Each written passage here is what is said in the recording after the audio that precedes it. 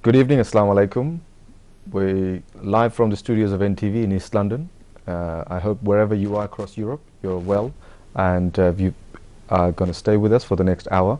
As ever, I am very privileged to have in the studios a leading British Bangladeshi business person and entrepreneur who is probably one of the most famous Bangladeshi entrepreneurs. Because when I was younger than I am today, much younger, in fact, according to the British mainstream media, he was declared as the very first British Bangladeshi millionaire in the heart of the British Bangladeshi community in Brick Lane. The gentleman I'm referring to is no other than Mr. Muquim Ahmed, who is also simply known as the Curry King of Brick Lane in his establishment called Cafe Naz and many more. Muquim bhai, welcome to Simply Business Talk. It is our pleasure to have you here for the next hour. I'm sure our viewers will be interested, enlightened by your remarkable success, achievement that continues to be day after day, more and more achievement is happening. So welcome to NTV, and please, the floor is yours. Thank you very much. Thank you for your compliments, but I hope I can live up to your expectation. Well, it's life, you know, some people succeed more than the others, and I've been fortunate enough to be at the right place at the right time. I think that's why I could do what I did. So in fact, I regard myself as a very ordinary person, you know. Anybody, what I have done, anybody can do it if they've got the dedication and the persistent. You know, when you do something, you do it wholeheartedly. You focus yourself and do it properly. Your integrity, of course, matters a lot in life. And if you keep your commitments and you see the opportunity and you take it, I think you can be successful. Okay. So, excellent. Well, Muquim bhai, those key ingredients that you talked about, I hope you'll be the magic, dust you'll be sharing with us today, so our viewers can be enriched, and more importantly, our young entrepreneurs who I know from the emails that I receive, they appreciate the guests that I bring on because they feel that they are listening to people who have done it, are doing it, and who could eventually help them to succeed too. So in doing that, what I want to do as usual is ask our viewers to stay with us, and hopefully we'll get a chance to see behind the scene Mr. Muquim Ahmed's daily life, his various range of businesses. But before I do that, I also want to inform the viewers that the next hour will not just be only talking about Muquim bhai's own business, but also as newly elected the president of the British Bangladeshi Chamber of Commerce, an umbrella organization that promotes the British Bangladeshi entrepreneurs. He will be sharing his vision for what he wants to do in this position that he has held before, but he's now been asked to lead. So what we will do is we'll go to a short docu, which we normally show about behind the scenes of our guest, and stay with us, and we will come back to you. So let's go and watch the documentary.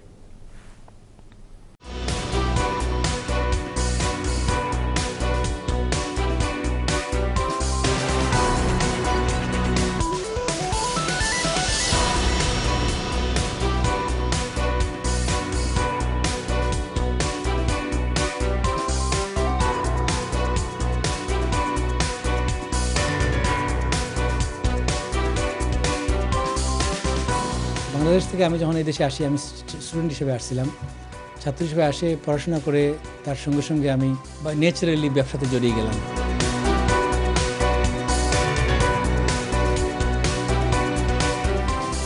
যেমন travel agency আমার family ছিল, এখানে এসে travel এজেন্সির ব্যবসা করছি। Travel agency ব্যবসা করতে গিয়ে I was one of the top agent for Bangladesh Airlines.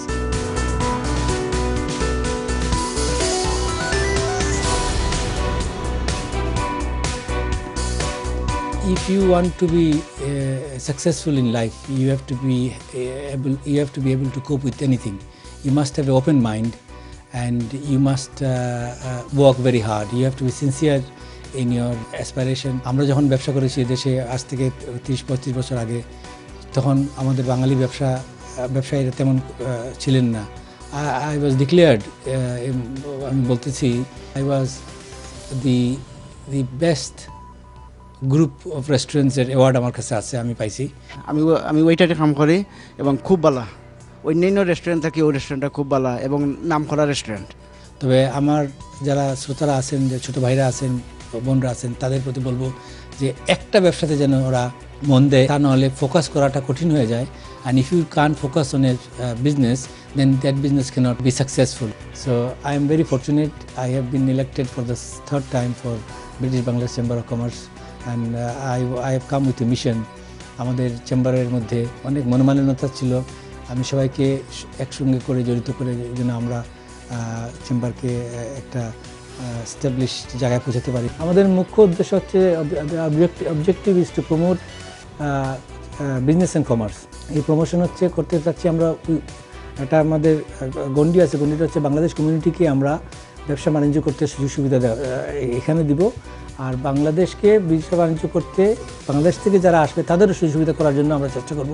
আমাদের যারা এখানে ব্যবসা করতেছেন তারা যদি বাংলাদেশে যান, তো বাংলাদেশেও যাতে তাদের কোনো অসুবিধা না হয়, সম্মুখীন হতে হয়, আর সুযোগ সুবিধা যাতে তেনারা পান, সেদিকেও আমরা বাংলাদেশের গভর্নমেন্টের সাথেও আমাদের একটা লিয়াজন রেখে সেটা আমরা প্রমোট করব। মুকিম ভাই হচ্ছেন গিয়া আমাদের এই বাংলাদেশি কমিউনিটিতে he is a young entrepreneur. উনি যথেষ্ট বিজনেসে, নানান ধরনের বিজনেসে very successful person.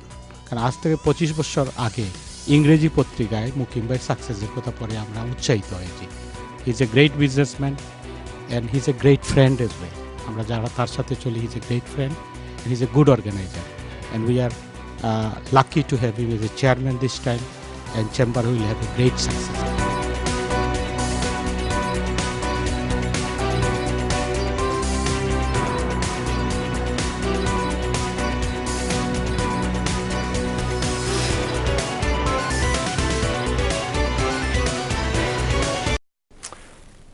Welcome back. Welcome back. I hope you've had a quick insight into my special guest this evening, Mr. Muquim Ahmed's daily sort of routine. Apart from his very successful, long-established Cafe Naz restaurants, I guess the most prominent one in Brick Lane, where if you happen to be there in the daytime, you'll see his wonderful vehicle parked with his private plate number, which I will want to ask him later why the plate number, because it doesn't say Naz, doesn't say Muquim, it's another name which I will ask you to. But I guess as every British Bangladeshi, there's a story how you got involved with business. Yeah, sure. Now, I did my research because I know you're on the BP Power 100, you're number 3rd on the most successful entrepreneur in British Bangladesh community. And in our research, we discovered that you came here as a young man wanting to study engineering. Yeah, it's correct. So from engineering to a successful businessman, how did that all happen, Muquim bhai? Well, we started a factory in Bangladesh, in the early late 60s and early 70s. আমার বাবার আমার ভাইয়ের, আমরা we were joint family. আমার বড় ভাই, he was a entrepreneur as well. My father was an entrepreneur as well. In fact, the story is, when I was born, my father already retired from business, right?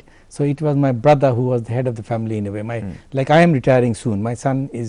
You're too young to retire. I am almost 60 now. No way. So I'm going to retire in a couple of years' time, and my son is going to take over, and I'm going to take a back seat.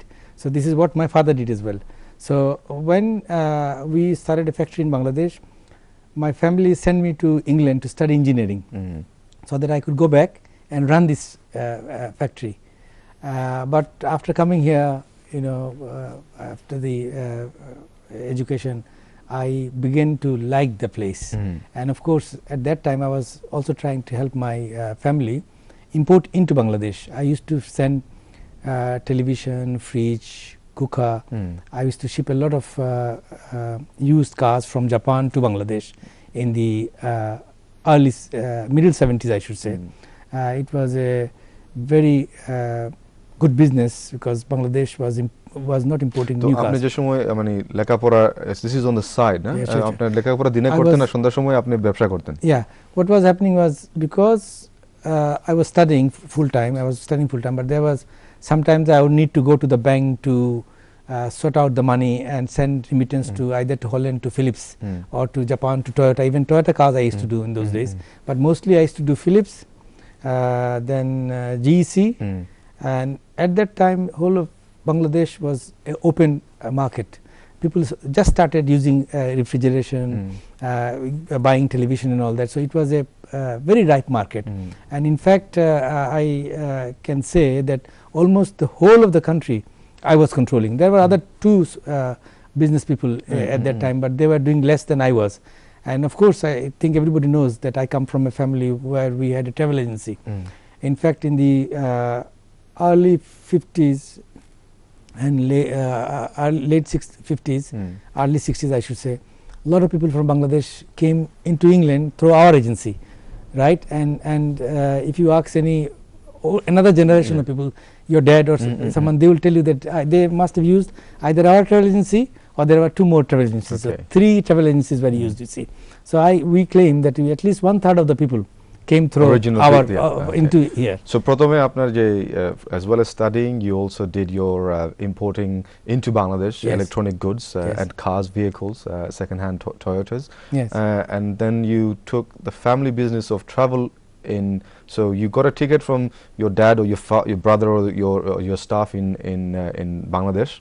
You came to UK. After a while you wanted to go back, so you decided to establish a travel agent to send the people back to Bangladesh. Just following up my family business. You see, we had this travel agency called Milfa Travels then, and which is still going on. I sold it to my staff, and he's running it. We also had, I used to do the air cargo as well. I was the first air cargo guy. JMG says that he's the first. He's not really the first. In fact, he said himself that he used to do our clearing in Bangladesh. Monir himself said that to me. So a lot of these businesses. So basically, you're sort of pioneering. Sort of as the Bangladeshi community grew and their needs grew, you were responding to that need. So air cargo, vehicles, travel, second-hand trucks. But then also, so you're still a very young man. I'm still. And you're thinking 5 years, 10 years ahead of most people's time. Then you went into money transfer. Yes, I think the necessity is the mother of invention, they say. So what was happening was, because my family wanted me to buy these things for them, which didn't need a lot of time, and slowly I got sucked into business, right?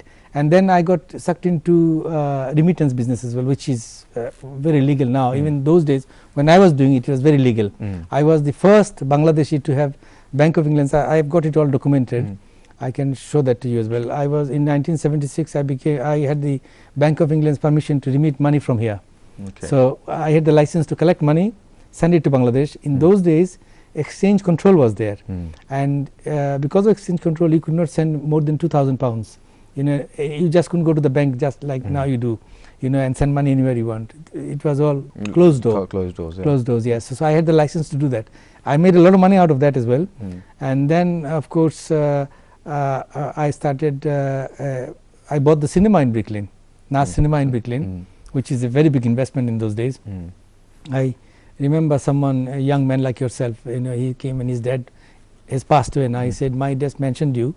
He said, how could a young man like Muquim come here and buy the Naz Cinema? And when we were Rakib Shah, he is Mr. Rakib, and he's passed away now. His son is a stockbroker in I know who you're talking. You know who is talking. Yeah. So he says, his dad said, why I want you, his son, this young man, to be like me, entrepreneur. And of course, what I have got, I think, is the will. You have to have the willpower. You have to be very, very persistent. And you don't have to take no for an answer. If you want something, you should go and get it. And no matter what, of course, the right way you have to do. Absolutely. Viewers, I hope you've been very captured by Muquim Bhai's introduction, a man who came here with some success because of family entrepreneurial skills in Bangladesh, but came to Britain to, first of all, to learn the trades of engineering so he could go back to his family business and make that into more of a success. But the blood of an entrepreneur's son has kind of leapt him to focus in Britain, has started one business after another where he saw an opportunity to serve the British Bangladeshi community. At that time, I guess it was just a beginning of a Bangladesh community because we just had independence and so forth.